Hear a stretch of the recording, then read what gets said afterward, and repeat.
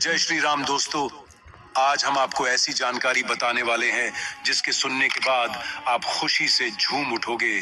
तो दोस्तों, क्या हुआ जब अचानक से अयोध्या में राम लल्ला की मूर्ति स्थापना के दौरान प्रकट हुए साक्षात हनुमान जी। ये नजारा देख वहां खड़े सभी लोग धन्य धन्य हो गए, सभी के रोंगटे खड़े हो गए। आज की वीडियो में एक बहुत बड़े चमत्कार की जानकारी आपको देने वाले हैं जो हाल ही में अयोध्या राम मंदिर में हुआ है। दोस्तों, ऐसा कहा जाता है जहां पर भी राम कथा होती है वहां पर जो सबसे पहले आते हैं और कथा समाप्त होने के बाद सबसे अंत में जाते हैं वे हमारे प्रिय हनुमान जी होते हैं। यानी कि जब भी और जहां भी प्रभु श्री राम से जुड़ा कोई भी कार्यक्रम होता है वहां हनुमान जी जरूर होते हैं। अब आने वाली 22 जनवरी को इस देश का सबसे बड़ा दिन आने वाला है जहां बरसों का संघर्ष रंग लाने वाला है और हमारे कार सेवकों का बलिदान हमें भव्य राम मंदिर के रूप में हमें देखने को मिल रहा है। ऐसे में आगामी 22 जनवरी को होने वाली प्राण प्रतिष्ठा से पहले अयोध्या में कई सारे चमत्कार देखने को मिल रहे हैं। लेकिन अब जब इतना बड़ा प्राण प्रतिष्ठा का समारोह अयोध्या में होने जा रहा है तो इस बात की तो गारंटी है कि किसी न किसी रूप में हनुमान जी वहां पर जरूर मौजूद होंगे। और वही एक बड़ा चमत्कार अब अचानक से अयोध्या में देखने को मिला है। 22 जनवरी को होने वाले बहुप्रतीक्षित कार्यक्रम से पहले अयोध्या में 7 दिन के वैदिक अनुष्ठान शुरू हो गए हैं। जैसे जैसे प्राण प्रतिष्ठा का दिन नजदीक आ रहा है, राम भक्तों का उत्सुकता बढ़ रहा है। करीब 500 साल बाद राम लला का गृह प्रवेश हुआ है। भारी सुरक्षा के बीच मूर्ति मंदिर परिसर में लाई गई। हनुमान गढ़ी के सामने सैकड़ों श्रद्धालु सड़क के दोनों तरफ खड़े रहे। भारी पुलिस बल और दर्जनों गाड़ियां मूर्ति वाले ट्रक के साथ चलती रहीं। मौके पर मौजूद श्रद्धालु इस मौके पर भावुक हो गए। जैसे ही मूर्ति को राम मंदिर में लाया गया, सभी लोग एक स्वर में घर पहुंच गए। प्रभु राम अपने आंगन में पहुंच गए, राम का जय घोष करने लगे। राम लल्ला की मूर्ति को गर्भगृह में स्थापित किए जाने की प्रक्रिया चालू है। इसी बीच अरुण योगीराज ने एक 51 इंच की मूर्ति घड़ी है, उसे मंदिर परिसर के अंदर लाया गया जिसका वजन 150 से 200 किलो है। राम लल्ला की मूर्ति को गर्भगृह में बने आसन पर रख दिया गया। कारीगरों ने मूर्ति को आसन पर खड़ा किया। इस प्रोसेस में 4 घंटे लगे। लेकिन इस पूरी प्रक्रिया के दौरान एक सबसे बड़ा चमत्कार यह दिखा कि जब कार्यशाला से राम मंदिर में ट्रक के माध्यम से राम लल्ला की मूर्ति लाई जा रही थी तब पूरे मार्ग में ट्रक के साथ साथ एक बंदर चलता हुआ दिखाई दिया। जिस जिस दिशा में ट्रक जाता वह बंदर भी उस दिशा में साथ चलता रहता। सभी भक्त यह नजर अपनी आंखों से देख रहे थे और उस बंदर को साक्षात हनुमान जी का अवतार मान रहे थे। जय श्री राम जय हनुमान के जयकर लग रहे थे। और जब क्रेन की सहायता से राम मंदिर परिसर में रामलाल की मूर्ति को उतारा गया है तो गौरतलब बात यह है कि वह बंदर उस समय भी वहां पर मौजूद था। और जब सभी मजदूरों की सहायता से मूर्ति को गर्भगृह के अंदर खड़ा किया जा रहा था तो वह बंदर राम लल्ला की उस मूर्ति को ऐसे निहार रहा था मानो साक्षात श्री हनुमान वहां उपस्थित हों। ऐसा कहा जा रहा है मंदिर में पहली बार राम लल्ला की मूर्ति स्थापित करने के पश्चात वह बंदर अचानक ही कहीं अंतर ध्यान हो गया। इसी चमत्कार पर सभी राम भक्त कमेंट बॉक्स में जय श्री राम जय हनुमान जरूर लिखें। इसी प्रकार दोस्तों एक और चमत्कार देखने को मिला था 1998 में। बात 1998 की है दोस्तों। हालांकि यह घटना उस समय किसी अखबार की सुर्खियां नहीं बटोर पाई थी लेकिन थी चमत्कारिक। वर्ष 1998 में अयोध्या के अति संवेदनशील क्षेत्रों में आता था। करीब 20 किलो आरडीएक्स अयोध्या में आने की खबर उत्तर प्रदेश की एसटीएफ यानी विशेष पुलिस दस्ते को लगी। एसटीएफ व पुलिस ने तत्परता से कार्य करते हुए अधिकांशतः आरडीएक्स को समय रहते जब्त कर लिया और अयोध्या में किसी प्रकार की अनहोनी तो टाल दिया। लेकिन एक आतंकी बम निरोधक दस्ते का भेष बनाकर अयोध्या के सबसे प्राचीन हनुमान गढ़ी मंदिर में घुस गया और उसने टाइमर सेट करके वहां ठंडे पानी की मशीन में बम लगा दिया। जब तक पुलिस ने उसे बाहर भागते समय पकड़ा और पूछताछ शुरू की तब तक बम विस्फोट में केवल 1 मिनट का समय शेष रह गया था। तुरंत फुरत पूरा का पूरा पुलिस बल जिसका नेतृत्व इंस्पेक्टर अविनाश मिश्रा कर रहे थे मंदिर में घुसे और वो टाइम बम को खोजने लगे। मंदिर का हर एक कोना, हर एक गलियारा छान मारा, पर बम जैसा कुछ भी किसी को दिखाई नहीं दे रहा था कि तभी सबने देखा मंदिर के प्रांगण में बने ठंडे पानी की मशीन के पास एक छोटा वानर बैठकर अपने हाथों में 2 तार लिए उनसे खेल रहा था और मुंह में लेकर चबाए जा रहा था, जैसे कुछ काट रहा हो। पुलिस को अंदेशा हो गया कि हो ना हो इसी मशीन में बम फिट किया गया है। उन्होंने उस वानर के मुंह से तार छुड़ाने के लिए केले उसकी ओर फेंके। केले जैसे ही उस वानर की ओर फेंके गए, वैसे ही वो तार छोड़कर बिना केले लिए वहां से उतरकर चला गया, या यूं कहूं लुप्त हो गया। तुरंत बम निरोधक दस्ता वहां बुलवाया गया और जैसे ही मशीन खोली गई, उसमें से एक टाइमर सेट किया गया बम पाया गया। बम निरोधक दस्ते में से आवाज आई, सर इस बम को तो डिफ्यूज नष्ट किया जा चुका है। ये देखिए टाइमर 3 सेकंड पर रुक चुका है। उस छोटे से बंदर ने तार काटकर बम को फटने से रोक दिया है। इतना ही नहीं, कुछ ही देर में सारे पुलिस बल ने हनुमानगढ़ी मंदिर के शिखर पर उसी छोटे से वानर को देखा, जो शिखर के कलश को सहला रहा था। भक्तों का विश्वास है कि वह वानर कोई और नहीं, स्वयं भगवान हनुमान जी थे, जो कह रहे थे कि अवध मेरे प्रभु श्री राम की है और इसकी ओर जब जब संकट आएगा तब तब एक वानर आकर इस अवध की रक्षा करेगा, अपने प्रभु की परमप्रिय नगरी पर आंच भी नहीं आने देगा।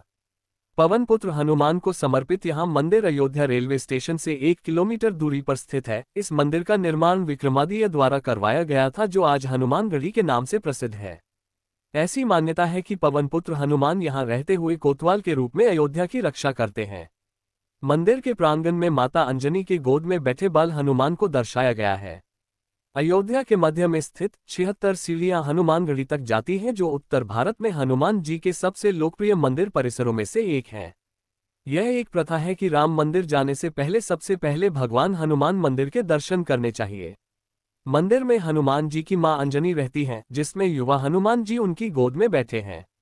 यह मंदिर रामानंदी संप्रदाय के बैरागी महंतों और निर्वाणी अनि अखाड़े के अधीन है। कहा जाता है मंदिर में भगवान हनुमान की चमत्कारिक शक्तियों मंदिर में दर्शन करने आने वाले भक्तों को कभी भी निराश नहीं होने देती। दर्शन को आए भक्तों की मनोकामनाएं पूर्ण होती है। मान्यता भी जान लेते हैं दोस्तों। जब रावण पर विजय प्राप्त करने के बाद भगवान राम अयोध्या लौटे तो हनुमान जी यहाँ रहने लगे। इसीलिए इसका नाम हनुमानगढ़ या हनुमान कोट रखा गया। यहीं से हनुमान जी रामकोट की रक्षा करते थे। मुख्य मंदिर में पवनसुत माता अंजनी की गोद में बैठते हैं।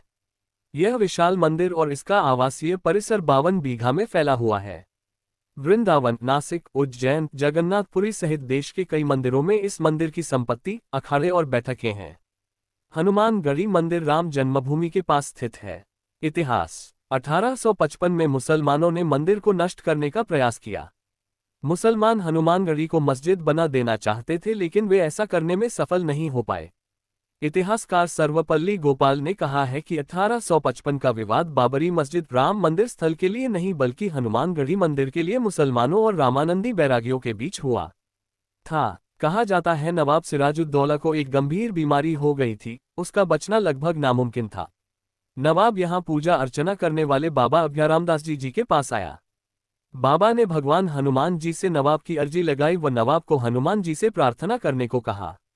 नवाब ने भगवान हनुमान जी से प्रार्थना की और नवाब चमत्कारिक रूप से स्वस्थ हो गया।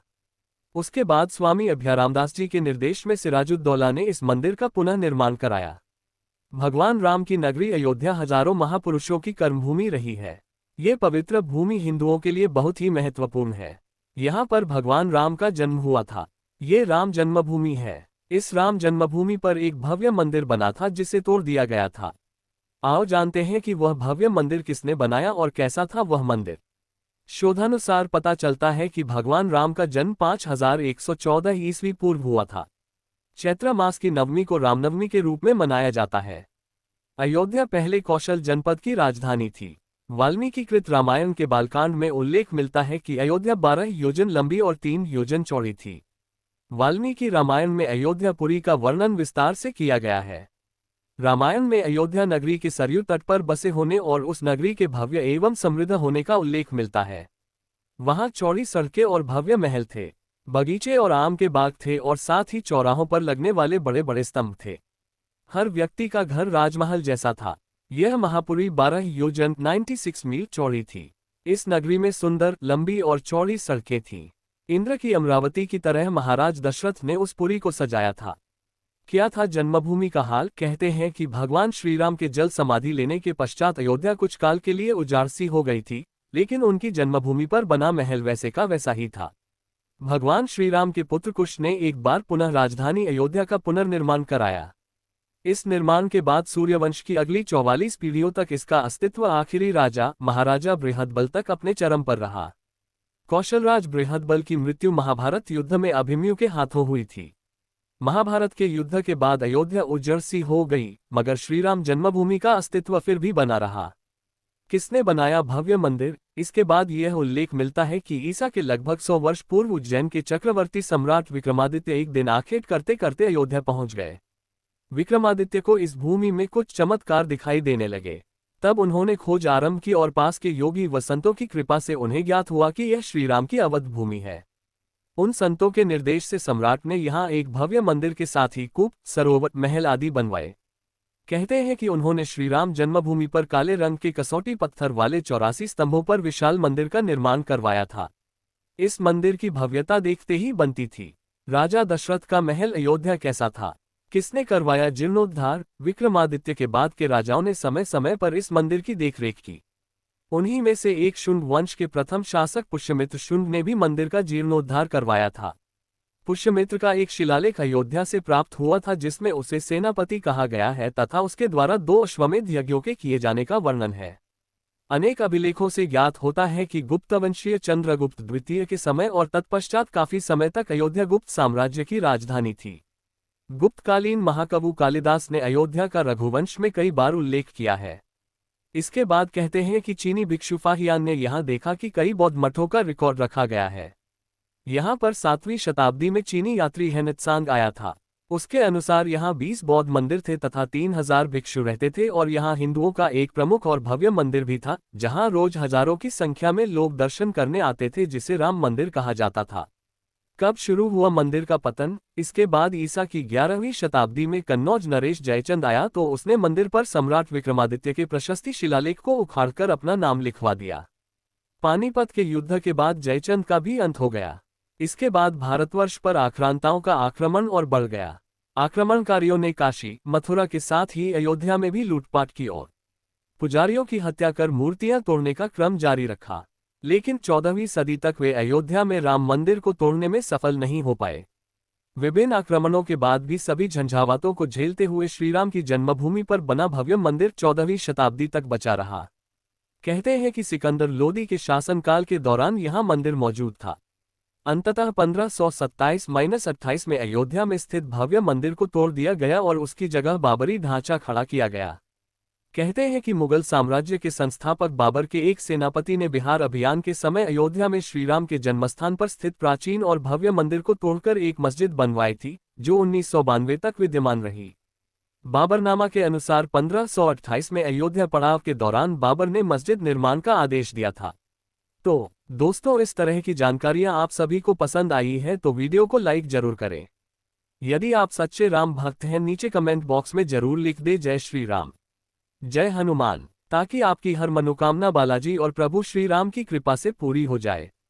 साथ में चैनल को सब्सक्राइब कर ले, अपने व्हाट्सएप ग्रुप में दोस्तों में जरूर शेयर कर ले। मिलते हैं अगले वीडियो में एक नई जानकारी के साथ। जय श्री राम।